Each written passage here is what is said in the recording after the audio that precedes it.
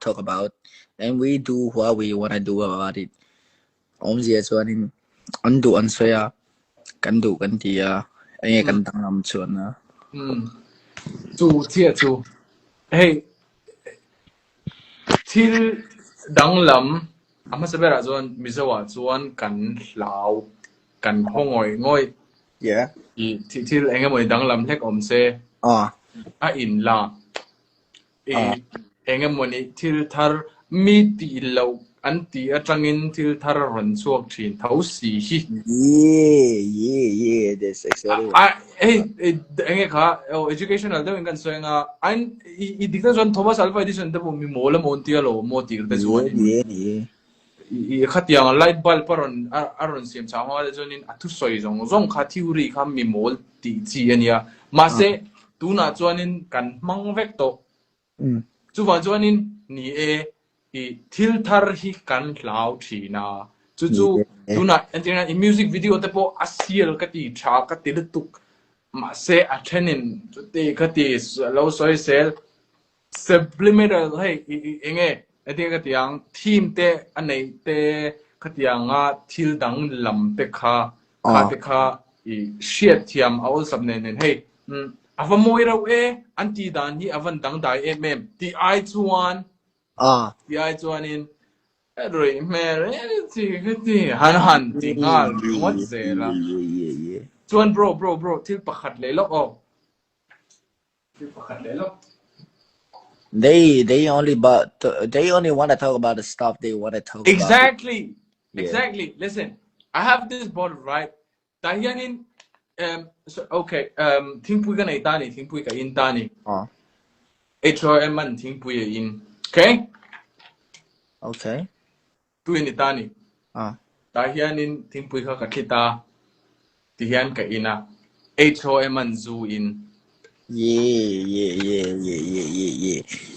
Zu long gan boy na. You You assume too much, right? People assume too much. Bro,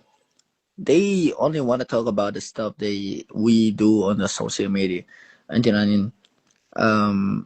till chapa ngai vek polo ti la an ma ni na ngen yang clickbait emo views an nei na tur ani chuan. They don't care about what our life is all about. Hey, ang lo anh tiếng sayang. Di deu thol mai la views an nei na tura clickbait an nei na tur emo puisa an lak lo thei na tur ani chuan. They don't give a fuck about our life. Exactly. They say whatever they think will give them attention. Yeah. So even like for example, they say that Jinan Lesky atu attention adu wangin til dang lamati. Yeah. An lo titani. Mase ka til comment tupa kanin attention adu awangin ani lo mi ka tu ka azia. Exactly, man. Tu ni zo kani. Oh, ka kan ngai tua to thin la ba. Mi hi an chon mi la hi engemoni timayang ruya hiana an chua ma ngoi khop ma ya. Tle ma chau deu lek te kan lo nei a program te kan lo kan nei tama nang mi po hey festival live hey chuanin ni khata voi ruk te program lo nei a in chawa. Yeah. Yang ate kanin arui le tuka. You both drunk hey aron tileto. The thing is, I've never drank. Yeah, I don't know drink. you. I know you very well, man. See, if you don't believe me, min ring lawani chuan eta ka organizer te heta enge kha ka manager te ka organizer te le min lo organize to chin te po in lo zo thai don dia warning an zo thai vek chu ti khop chuan ka soi ngam lai fa po ka soi chu wan chuan let's go if you think I'm drunk. Bro, let me be fucking honest. not every person wanted to talk stuff about us mà sẽ hay mission cut tìm mấy là trong mỗi đầu đi đâu sẽ y cái gì anh em bộ xuống lâu em ăn bồiกันบะสวยเลี้ยมเราที่ปอไม่เราที่เสียจากไปยังไม่อังที่เดียวตบไม่ละไม่เราที่เสียจากไปยังไม่ยังที่อมในเส้นเห็นเราในเวทีนี้ใช่ไหมที่อาคารนี้attention ก็ไปเลี้ยมสองเราในอันที่นั้นcomment เต็นเราเชียร์อันนี้จนนี่นะมั่งการ artist ปุยตุปัน comment เราเชียร์เช่นนี้จนให้ริลรุ่นนั้นเส้นส่งแบบเช่นนี้จนกันเราง่ายท่ากันเราเชียร์เวทามาเสร็จก็จนนี่ I don't give a fuck about it มาเสร็จที่อาคารนี้กัน artist ปุยตั้มตับเตะอ่ะแต่ริลรุ่นเราหนัดเวงง่ายแต่อันเราในแบบเช่นนี้จนแต่แม่งไง artist ตีระเบิดจูอ๋ออาบีโอ้อีสยังเดวินอาบีก็เป็น artist รุ่นโจทย์สวกตีรังอาเฮียนแต่ตอนนี้อันนั้นเลสวลบีอาจารย์จูอันนั้นตูร์เสียจูที่เฮียนมีเฮียนไอ้ตาร์สาวเฮียนนั่นไงตัวเวมตัวน่ะyou both are drunk blah blah blah รอนที่เขาค่ะno ปังคุมส่งปารุคุมส่งภาษาริคุมส่งปารีตาจังรอนเองค่ะเองมาsetup ปนในแล้วว่าจังบุลจันรอนviral ทุกเตหีอันโดนส่วนเทียมเทเราดานตูร์ข้างไงตัวกันไงตัวโตเราจุดที่ไลค์การะเหตุ comments ขัดโตกินที่ข้านินอันเราละติดชินจูเนีย no ปังไม่อันนี้เสียค่ะค่ะกันเชโตชินเราอันเราอันนี้ตลาดจนมั้งว่าโชว์แบกกันมั้งว่าโตแบกลำพังนี่เราวินอีให้ negative comment หุ่นมินหุ่นเสียเจ้าชินตั้มตักฮิจูว่าจงมวยเราเลยอันมานี่หัวถูกบอลเรานี่เราสิละอันนี้ดูกันเดี๋ยวเห็นอันเรานี่แบบชินนี่จ้ะยังอาคารนี้ให้อีถ้าพอทุเราเนี่ยเราเสกมานี่ยังถ้าพอเรียน college ถ้าพอ CGPA ยังถ้าพอfirst high กันเราเนี่ยแบบเท่าตามาเสกที่อังจีแค่ไม่เราเป็นชื่อสร้างเวทีอังจีน่ะจนนี้ยังไงให้ negative comment หนุนเชียร์ถ้าพออันในฤดูเรามาเสกเราหนุนเชียร์เวียงถ้าพอang chin anga kati song kati anga te po kanin klema kat song sapo lek mai the ma ro chu undereducated very ang hi an lo ni ve tang pui chin nia engam mun china chon ni na china om na chan chu I school a hianin hey emotional intelligence te morals te kan sira chu enge chuanin enge hei nun phung ngil nei na te le sang hi kan lo zir ve a school atang te pon le college te pon ni ve kang chu khatiang kha enge don lo chuan I thian te kan kom te azir te pon pakhala zo ni thauta tinga khanin hei mi in eng ang ril ru in nge an chia rang ti ngei tua thiam lo hi anom exactly khatiang khami achia he message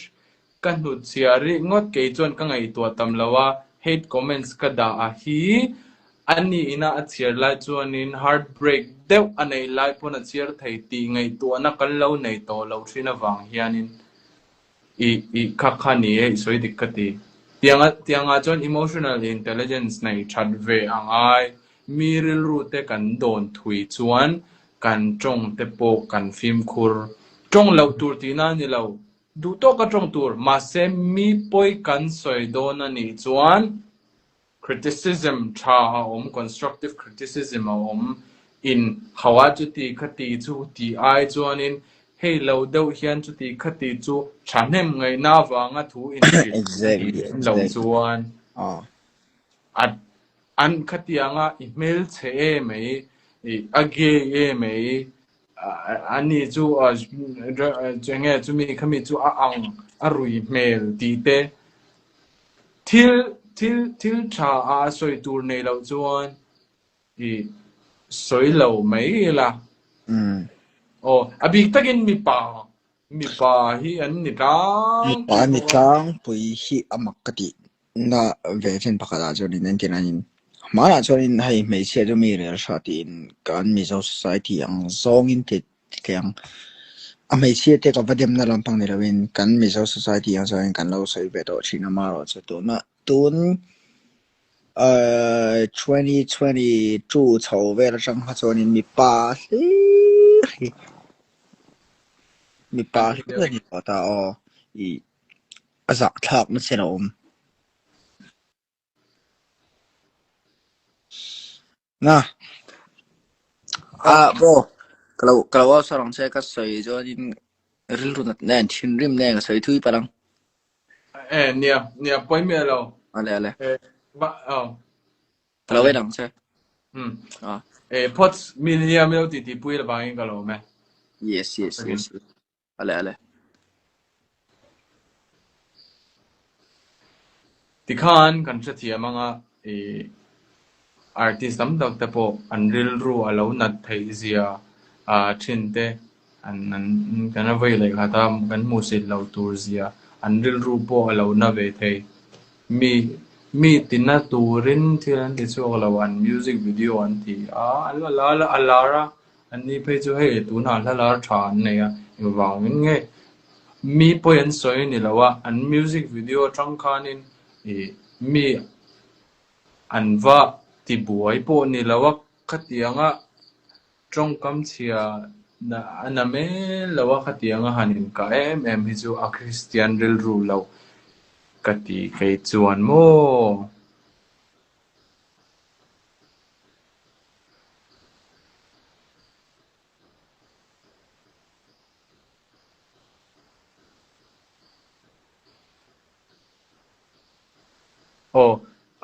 nia khania kalau soi thengela sang lo zir sang lo ni lawin kalibar hi anting mizo tongin kalibar ka ti hian ati kang em mishing hi kalibar kan nei thawa simple living high thinking ti tani in chei thiam nei wang le nung wang ani lawa ril ru hai apoi mozo kan ril ru apui ting to kem ril ru pui ting lo an ni tlang pui tiang a ron chak chuak thin hi chu nge in rui chu ti khati ron ti hi chu attention du wang hi ama saber phot maya tiang lampang a hen attention kan du wang an ni chena an chon pati na a chon in mi soi chiat nom ti ve shim mi ina an du ron awanga shom ti jela ro sang a hi kangai sang I'll say jela ro sang a hi fel katia kangai sang tam tak chuan in ani chu mi nan dura na chu ti khati chu ati ma se mo pulpita testimony te nei to khatian lo ngai sang lo hau khan in nei ve mi ama personal testimony pe pakhat kan soi lo nga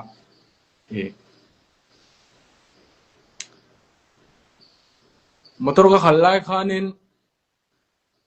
tu man mel thamin tilo ta hang ka vei nui dei to ma se tu man thamin tilo tu na kan zaya ama ain ka cheto so ati ni ama te chuan ka tha chin zo ka te chu tianga te khanin athu soi ka ngai to wa pathian in mal som klak ina tu ba nge lo popular mi mel shit ni mainstream ni mainstream ni jon mainstream ni mai ro se du lo thei lom mo insensitive thei du lo mai ro apoi chuang hei ne ma se kami wanga a che zo nga va soi em na chan tur ka shelo ve chuan mi te alo tek pop mi ding mai lai alo tek pop te ni lo chuan in mi hi soi chia tur ka hrelo a success hi ka lom pui chuan ke chu kalem du lo chuan ka soi tur hi chu ka soi ang hi chu ka soi pop ang mizo trong thiam lo po kan oma. There are people who doesn't speak in Mizo, and that's why I have to later translate what I'm trying to say. But so far, the people who does not speak English, I have said about the scenarios that is happening within this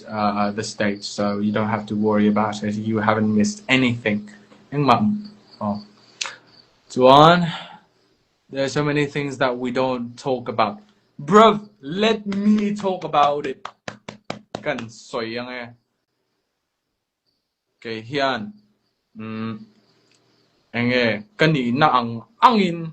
kalang chuak kay chu people pleaser kanilo. I am not your typical artist. I don't even know if I would still be an artist, but I am no typical artist. If you disagree with me, completely fine. I respect that. But if my political opinions or my ideology really triggers your way, then feel free to leave. I will speak what is in my mind. Kan mang tam lawa chuan in mang tam turin kanin fui ani mai sap trong emo hindi po lo ni se au ka ban san mi to ke chu kanun lem hi katen ka soi long before I answer to your question mate about the bully, let me answer this in the zone, okay? Kay ma hi tunge kani Orthodox Christian ka inti agati Orthodox leftist Christian ka inti chin eng wangin nge leftist Christian an wangin kasoi chedon lo an biak ina khianin pastor thatak tak an thu soi du ngai thak nuam ti deuh kanei ani chuanin ka ngai tha anga kanuna pathian ne na in po na tha ka nei do na ni chuanin khoi kau san po lo ni ro se ka ngai tha thawang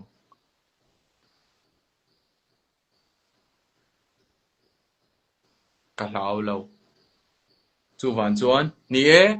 pian ka pian tira tangin baptist ka ni a baptist church chuanin baptist church kaldan phung te kan ria chuan nge niang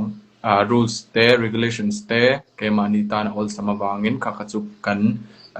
nge niang congregation kan omna te kan church omna te khachu ni ganom turani ma se kausan dang thu soi ania wanga inuna nge niang na athok thai ani chuanin kaushana in nga chu atopa chuan inin nga na tur kha chiang chuan chu achiang ani chuan ta chuan in a lem thei lo chuan ke chu biak in po hi ni kan kalna chantur chu first a chuanin pathian tani in pe ti lan tirna ne chan chu teima hi teima atani teima sunday tini in khom ani chuan cha mai ma se chu mi pe lama chuan inuna bible chang toite lo share ni pon khami po kha inuna chuan in a hun ati chuan alang chuan leftist Christian ka inti eng kau shan ma ka dem no mormon si su ka oi chi ala udawa ma se chu po chu ka va discriminate chong lo mishing hian ma chu kan mangona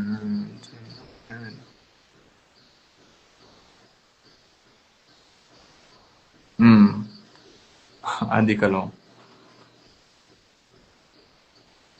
remember to look at your chat. Yeah, I was speaking for so long. So do I get bullies in school? Yes, a lot. I got a lot of bullies in school. And this is why I got this like courage to speak about it now.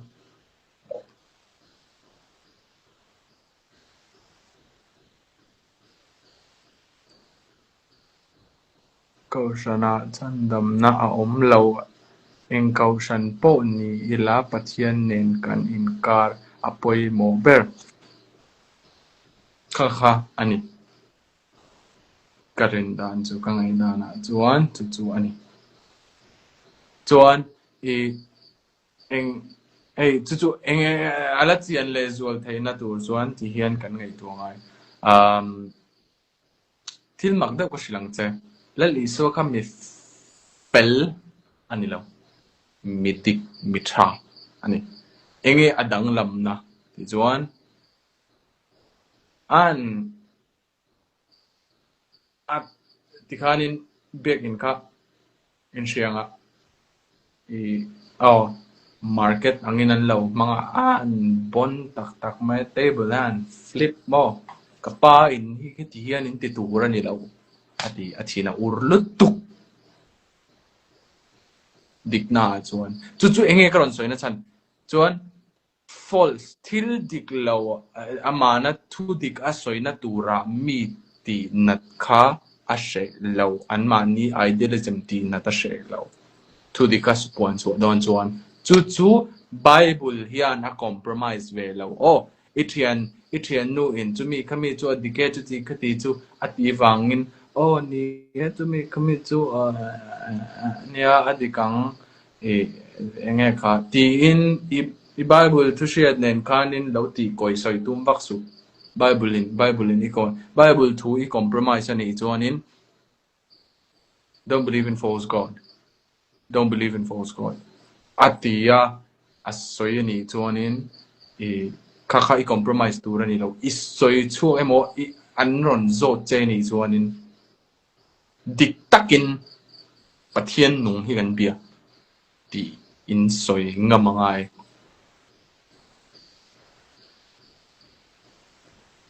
is soi ngam lo ani chuanin you are betraying your own bible because your bible never compromised i bible in thudik asoi don in a compromise lawa ni chuan ring tu khan in wangin nge soi don khan i compromise thin chuan zon ga compromise don lo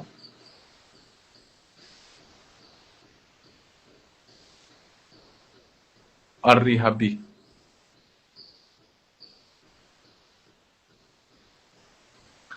vairama ka char zo ka tian karon ho chau ve kumwa vel chuni ve to moi day October happy birthday half long khan nuam iti anuam hle mai I love it Jesus killed a boy at the age of 7 in the old scripture he was certified G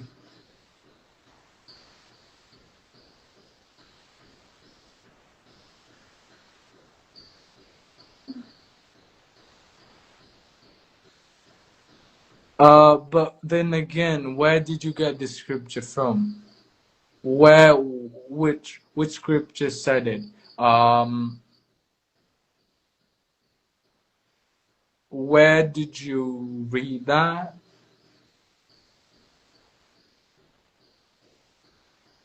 First of all, I've never heard of that. Listen, when I talk about the Bible, I don't hear, hey, Bible kachiar hianin shatutu Bible chau kachiar raw midang perspective te po shiat ve kadua Bible na at soipia lama hianin echu the book of Enoch te kachiara satanic Bible te po kachiar vek engwangin nge pathian chanchin le lal iso chanchin ron pian chanchin te an ron soidan te kachiar thin achang Quran te po kachiar thin mase atopa chuan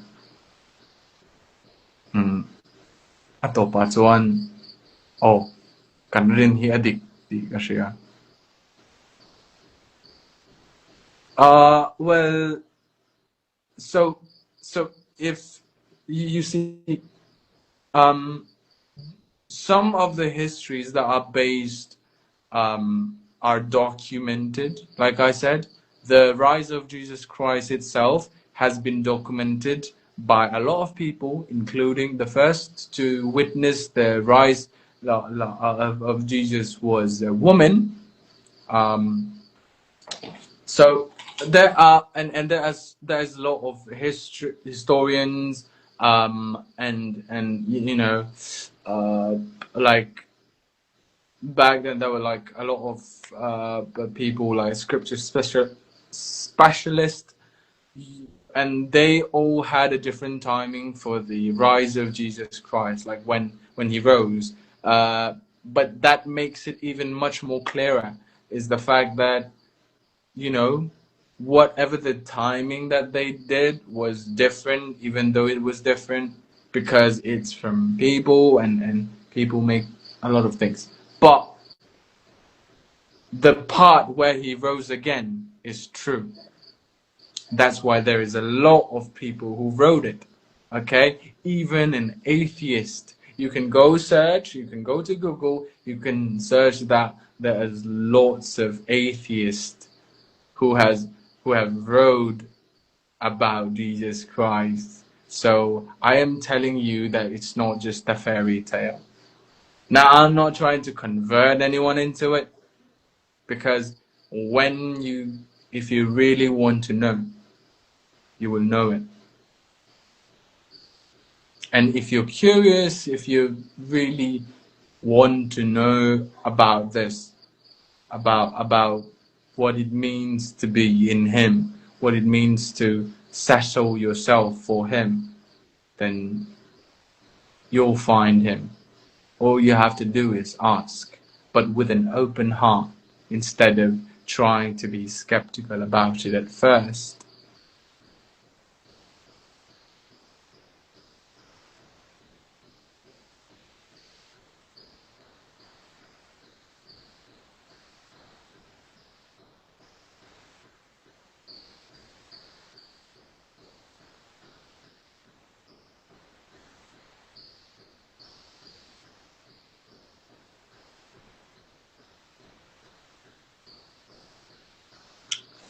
Oh, tutunia important is spiritual til to mania in mutuanga han soi lut tuk ti po nila wa amai ro chu ni i vanramahin i kaido nem ti ta se za ka kayang i katingam za 100% a hian 100% vanrama kaidon katingam ka fel wang ni lawin ka sual zong tren fire om to wang zo khan cross a khan 100% katana thi chuan 100% vanrama ka kaidon chu ka leftist thinking tu ni emo Christian ru tur ni in ka shia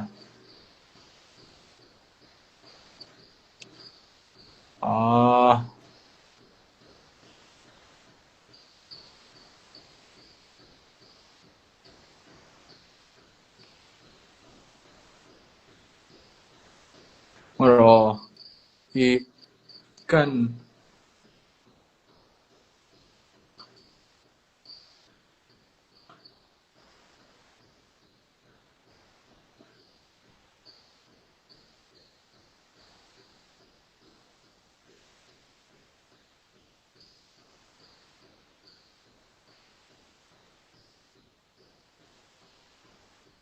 actually celebrating the largest birthday gathering on earth on but spread the info. What's that?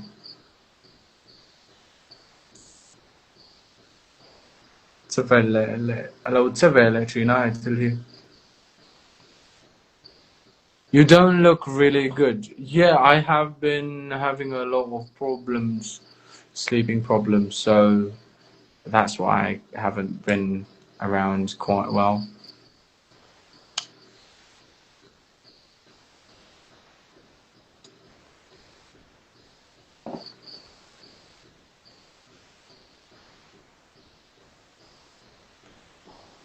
I am going to grow my hair. Please don't be angry. Kasam hi thui dawin kazua don.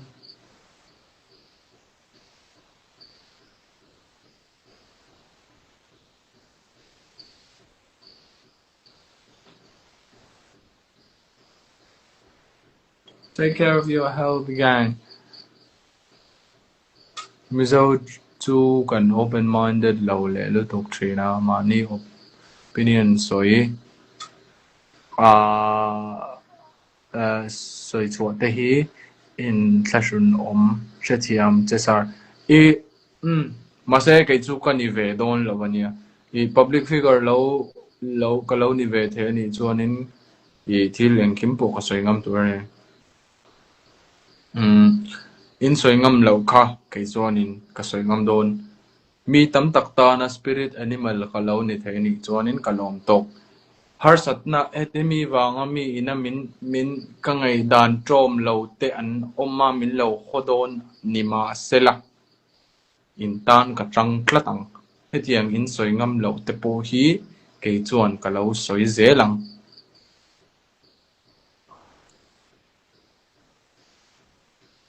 LGBT in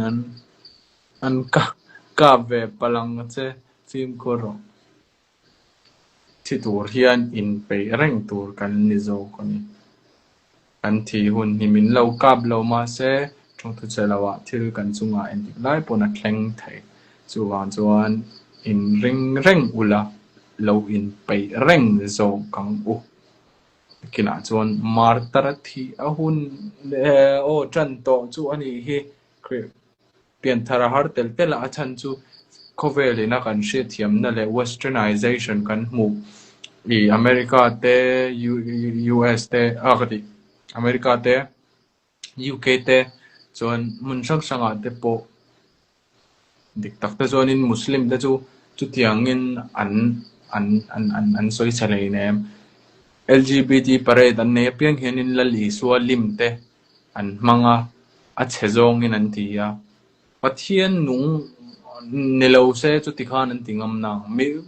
dik tak chu chuan in ko nghe kha ai rin na dang te tikhan an tingai lo shim hindu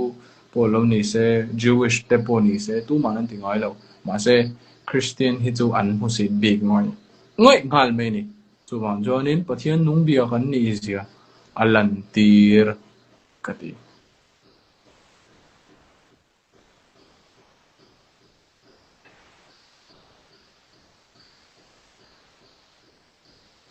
adik che baby race lam itu yam eng race human race ani chuan ka ngai dana chuan race chu pakhat chi there's only human race mizo chu kan in en liama midang in soi sel te hi kan lao big ka chiar man lo in kan chen te nen ngai nam danin non soi an chuang ngam lo adik chia chu wa chuan in tan ron soi chuak ngam turin ka om don in rel lua ron om in soi chuak ngam lo hi ka ron soi chuak don sap trong kan mang ani chuan eng vai nge kan man lawa kan thu mizo trong po kan manga sap trong po kan mang thei turani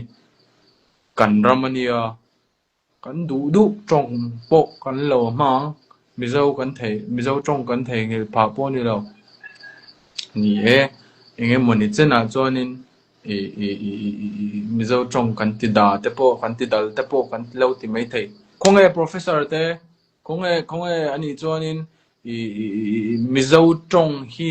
tu na kan mizo trong hum halang u kan ti hi tu na hianin za hian en zange keimani generation a phei chuan za hianin somriat vel hi mizo trong lo ni ta se abak zong hi chu sap trong ala ni char enga tinga tun thleng bucket kan lati eng vai nge tun thleng hian sarkar kan lati sarkar ti te hi mizo trong ni re le ne vai trong alom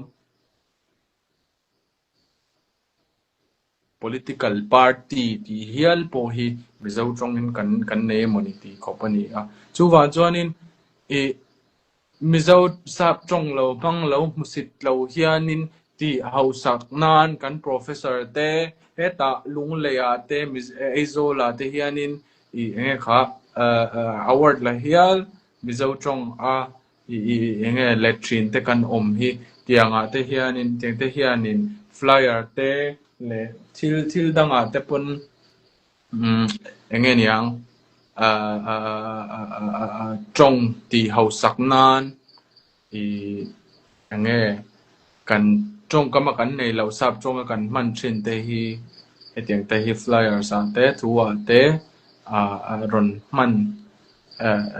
le lo ti bel te kan tum tur zok ani a hetiang amidang sap trong mizo ni kha sap trong mangsu in ti rig ngot ai chuanin sap kat sap trong mizo trong a mizo trong kan man hianin sap trong a kan lo soi thin ho hi hi mizo trong a le lin dan hi amithiam te zokin kan tum tura ni lo mi mizo trong a hausak lo kan ti wang hianin trong kam le thu soi a hianin a hausak lo wang hian enge niang mizo na thla ka tang ten trong sang kha kan la khomin enge dulian trong a te common language tuna kan man anga te hianin phua beldan te ngai to ila chu thushan khatianga kan ti do na ma kan la don lawani chonin tu ma hiani sap tongin trong trong su mizo ni kha ti na dan pakhat man nei lo reng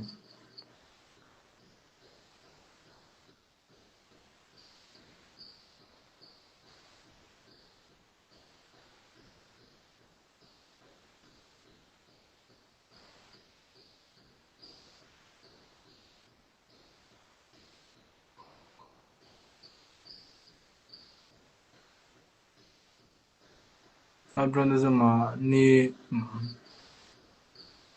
ni thiam na ni mizo o kan nia du le sap trong te chu kan mang ve thei tho a nia mizo ta chu kan ni na nia raise a bike lam ngoro chepa bike a chuanin sport bike ka tui lo cruiser Harley Davidson te moi kati ania pala nei lawa ma se bullet te TVS cruiser so ti vel te kha nal kati ti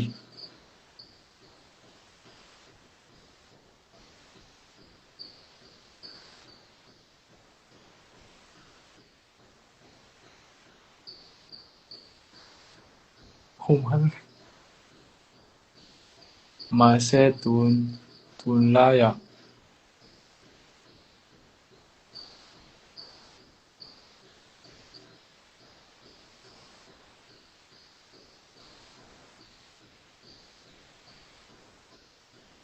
kal mat ka hring ai chuang lo kal tlat mo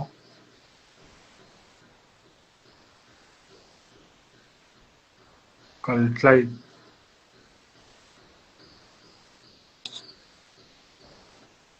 thu lo wa ngai ka van man lo status pakhat le kha po mizo trong zia dan dik po a ziak thei lo kan tam to zia hi le lama chuanin ngai to la signboard te le hetianga hianin a thluk te kan la san de a thluk tura te po thluk tur te kan da to lawa kha chu keima ni thiam lawania le tuna hianin nia sap trong chu ngai poimo tur kan ti rolin chu mizo atanga kan thiam bel tura hi dinan professor te le mizo trong lo mang nasa chin mizo trong thiam tur hianin du angin heta enge college school level ate hianin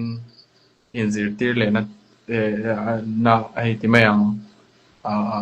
compulsory dawa mizo trong chu chu tian chu man turani achumi chu ti turani ati ang si atangin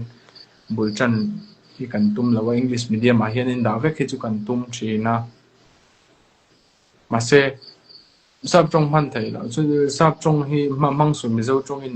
mizo ni kha tiang chi thu te hi koya ma athen don lo kan tim pha chuan mizo trong kan mang thiam lo tutimi khami chu kan mang thiam lo kan ti ni don chuan sap trong po chu ti lu tukin kan ziak thiam chuang le nem asam le mizoram an boya in enge kha technicality a heta trong moi lo ni lo se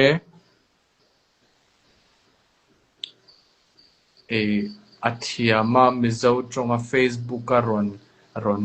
debate ron nei ang chi petpo kha mizawa chuan kan claim tahle ani chu khatianga te khanin han bei ve na tur chuanin kha trong kha kan thiam ta lo ta ni chu chuan TV a te po kan an entry na a chen phei chu hei ke ma ni ram shoi tu ngei te pon yang chu kha chu athiam kherangai lo sub trong po chu tiangin athiam soi ni chana poilo ma se translator chadeu I khatianga news a po main media po la alan sarna khanin lo ti ve thei tu khatiang kha kan ni ve ngai kati kai chu athiam du lo an omani chon kha chu poilo mi zo trong kha that to kin bel to kin thiam ro se ma se athiam du lo enge dinga athiam po lan lo omani chon kha chu lo criticize vak lawang China Japan chuan Korea khoirama po kalro po na in hu dan hi lo ni ngai lo generation a dang tel tela anni po sap chong an thiam ve tel an pi le pu te kha chuan in chu ti lu tukin sap chong kha an thiam lawang ma se anni po ma an son ve tial eng rampon chu wa join sawi ni kha tian chu man mangro vai po hian in vai rama kanom hian mizo trong kan man hian in ti hian min tingai lo chu wan chuan in ke ma ni mizo rel tha klom ngai Shathiam Christian in ti kan ni chuan tiang kha kan ti tur ani lo mai pon min ti lo mizo chonga kan tongin chu wan chuan chu share tur kati ke ma chuan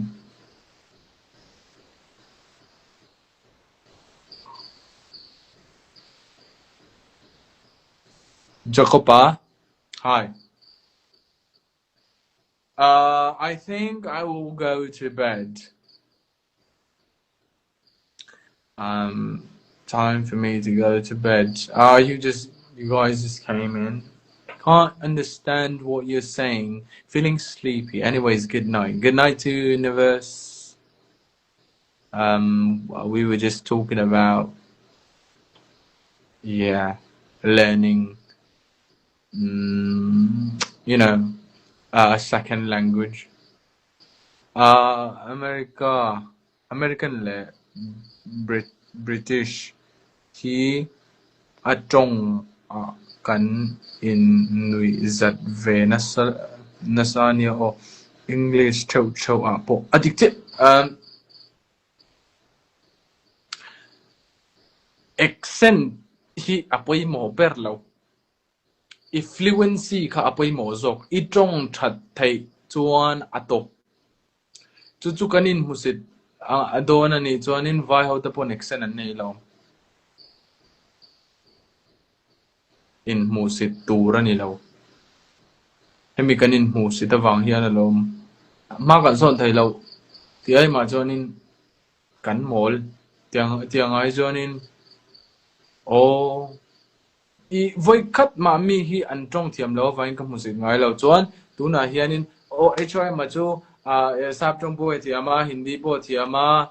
chu ti khati anti ni e ka thia ka ke ma to ka chuan ka tong ve thei eng wangin nge ti chuan ka zir lai khan mi in min nui so lo Nepali ka zir lai hianin bro nang chu i thiam lo mai lo tong to lo mai ro min tingai lo chuan chuan ka thei ang tokin ka thiam ang tokin ka mang na alu tukhi ngai dan boss mizo mi pa si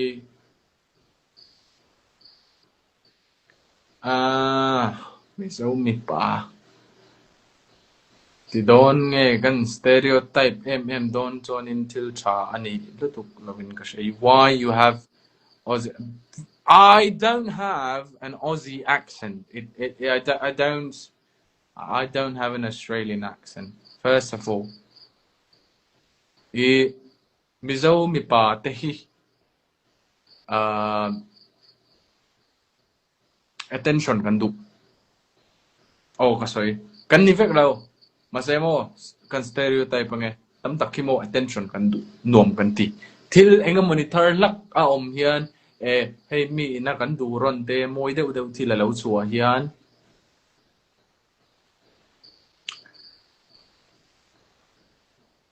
Komo hemi hitu mi in nalanti may enga monitor dang dewin kan commenting ti ril ruwa wang hiyan lo ni lang pui. Pakhat na. Pani na. Lar kher lo se an comment pay lawang.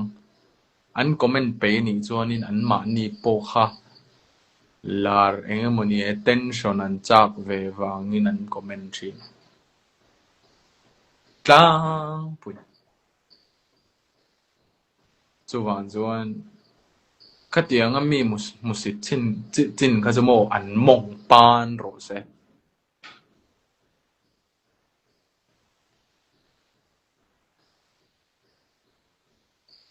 hate ron nei vak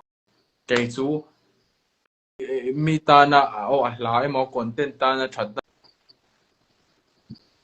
elbow drop on the top right pop ta go la li so an kan tum lo mi nge kan tum lo kan kluk ngai lawang kan ti wang hian an kan tum don lo mi ama nge pun you ke aya thil mak ro pui zo in la ti don ati chung khanin ke mani zo khianin la li soi kan tuk thei lawang ti wang hianin kan han tat ta em le mo ta bro adik lawalom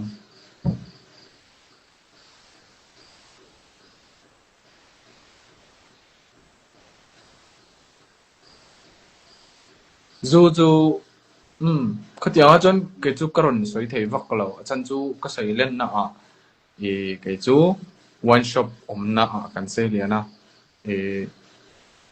chu wan chuanin a that lo na china chuanin chung ko boina aron te hi chuanin moi ka ti lawa chuan bible chang ka hriat ve chuanin rui su mo wine rui nom su ti te hey rui kha huwa ma se in tak ka chu eng ma soi lo wangin tunge in thei tunge in lo thei ka chu eng ma soi tu ka nei lo in ta na drug thil dang chalo gateway drug kan ti mai ta khami wanga thil chalo ti na an man chun zoma thil chalo le zuala lu na an mang do na ni chuan chalo ni mai tan a chalo ti na ni mai wine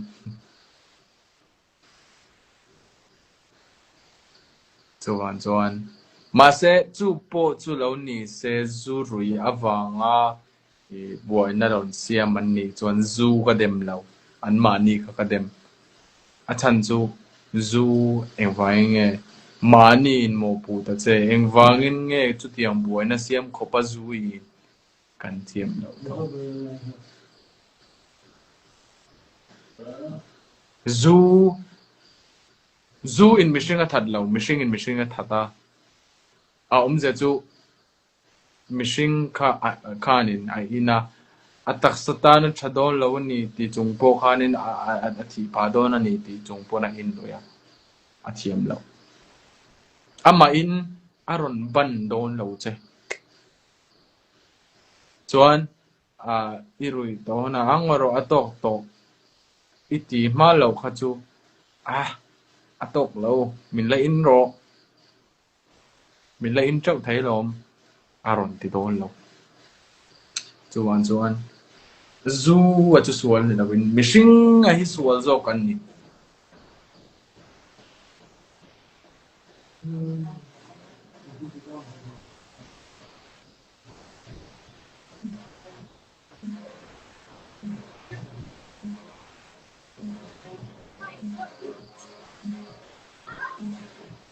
oh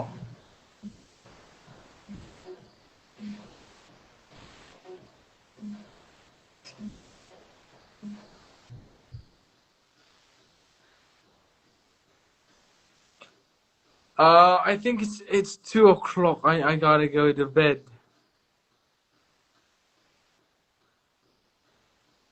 Oh, ayin tulam kasoy tong kan amishing a his so kani. Oh, kangay dana chuan my personal opinion.